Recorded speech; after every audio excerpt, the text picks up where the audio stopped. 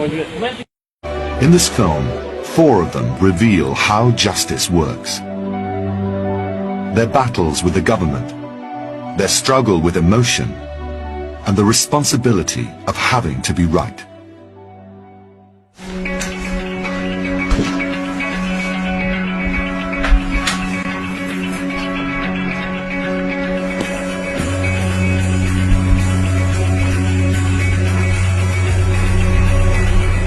It's 6 a.m. and Lord Phillips has been up for hours.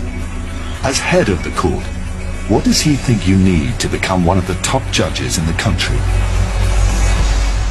You need a good intellect, because ultimately what matters is a feel for what is the right decision.